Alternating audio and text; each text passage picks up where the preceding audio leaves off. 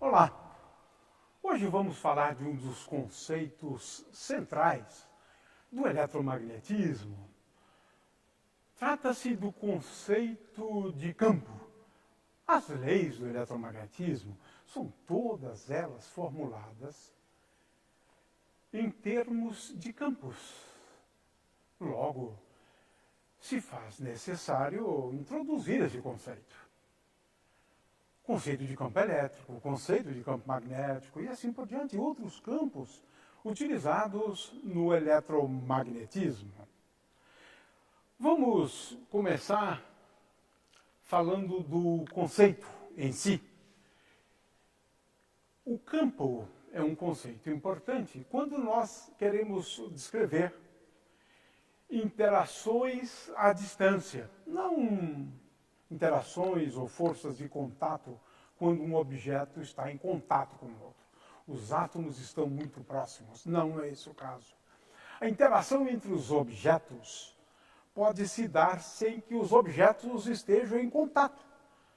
E nós fazemos uso do conceito de campo. Dizemos que um objeto cria um campo e o outro interage com o campo produzido por este.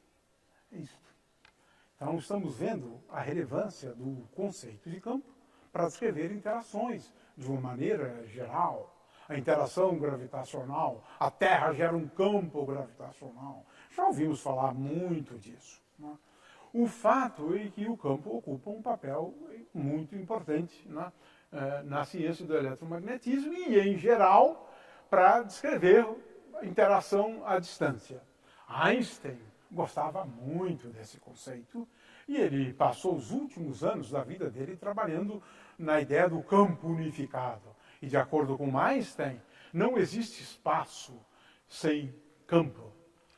De forma que também podemos falar de teoria de campos para descrever a gravitação, podemos falar da teoria de campos para descrever o eletromagnetismo e assim por diante.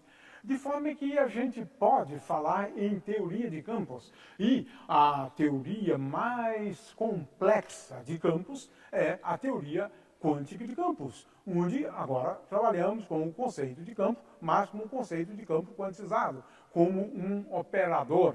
O fato é que o conceito de campo ele é o conceito mais fundamental dentre todos, porque por meio dele podemos descrever as interações fundamentais.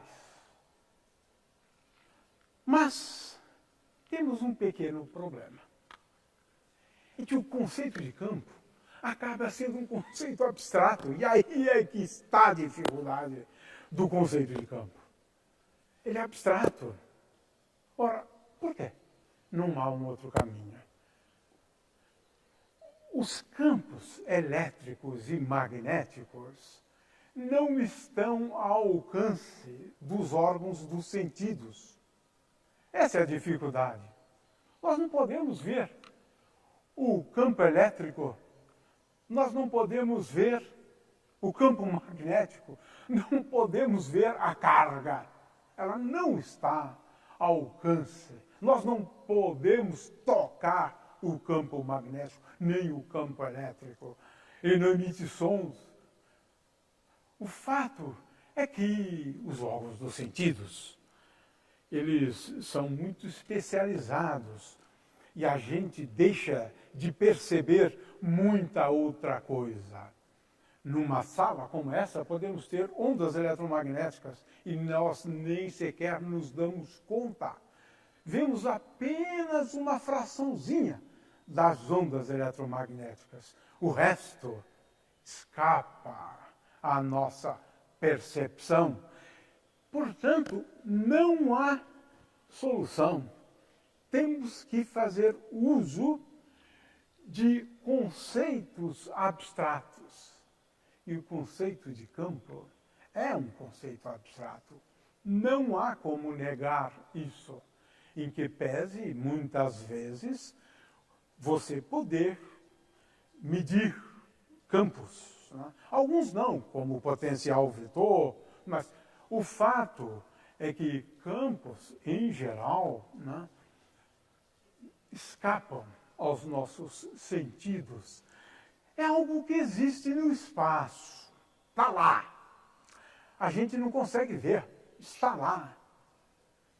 E podemos inferir que eles existem de uma forma indireta. Por exemplo, colocando uma carga num determinado ponto do espaço, essa carga vai ser influenciada pelo campo. Então, vamos nos conscientizar disso. Campo elétrico, campo magnético, campos de uma maneira geral, são conceitos abstratos. O potencial elétrico, o potencial vetor, campos abstratos. Né? Eles existem, estão em todos os lugares, mas não conseguimos percebê-los. Permeiam o espaço, eles armazenam energia. No espaço existe energia armazenada onde temos campos. Campo tem uma realidade física. O fato de não podermos nos dar conta através dos órgãos dos sentidos cria uma dificuldade adicional. Né? A gente tem que descrever algo que a gente não vê, não percebe, não toca. Né? Ora, para a gente entender essa questão de ação à distância, né? E entender por que um campo existe sem a gente perceber, vamos assistir a esse pequeno vídeo aqui.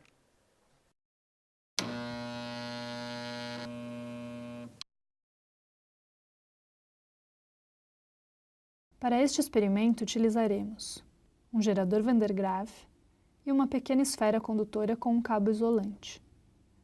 Este tipo de gerador de cargas eletrostáticas foi inventado por Robert Van der Graaf em 1929 nos Estados Unidos e tinha como objetivo produzir cargas estáticas em grande quantidade, a fim de criar potenciais elétricos elevados. As cargas são acumuladas por indução através do contato muito próximo entre um rolete e uma correia isolante na parte inferior do gerador. Estas cargas são recolhidas e espalhadas por toda a superfície da esfera na parte superior. Numa atmosfera seca, a esfera poderá acumular cargas e gerar tensões de até 100.000 volts. Podemos ver estas altas tensões por meio das faíscas que saltam entre a esfera maior e a esfera menor aterrada. Para que salte uma faísca através do ar, são necessários cerca de 10.000 volts por centímetro. Ou seja, se a faísca saltar de uma distância de 10 centímetros, significa que a diferença de potencial entre as esferas superou os 100.000 volts. Porém, apesar dessas elevadas tensões, a corrente elétrica produzida numa descarga é da ordem de milésimos de amperes e de curtíssima duração. A cada faísca, o potencial da esfera maior cai a zero, aumentando gradativamente conforme giramos a manivela. Por causa das baixas correntes produzidas, este gerador não serve nem para acender uma lâmpada incandescente. Porém, ele foi largamente utilizado em experimentos científicos, como um gerador de altas tensões que serviam para acelerar partículas carregadas para desintegrar átomos ou para acelerar elétrons para gerar raios-x. Então vamos introduzir o conceito de campo. O conceito de campo, ele está intimamente ligado ao conceito de funções de muitas ou de várias variáveis. Isto, um campo é uma função de várias variáveis de até 4 variáveis. É claro que posso ter um campo, por exemplo, que seja função só de uma variável, desde que essa variável seja uma coordenada do espaço. Por exemplo, se for uma função só do tempo, eu não chamo essa função do tempo de campo. Pode ser uma função de 2 variáveis, 2 coordenadas, por exemplo, coordenadas cartesianas, isso é um campo. Pode ser função de 3 coordenadas, por exemplo, as coordenadas cartesianas, e pode ser função de 3 coordenadas e o tempo. Isto. Campo é uma função de até 4 variáveis, desde que ela descreva alguma grandeza física e que seja função dos pontos do espaço ou dos pontos do espaço e do tempo.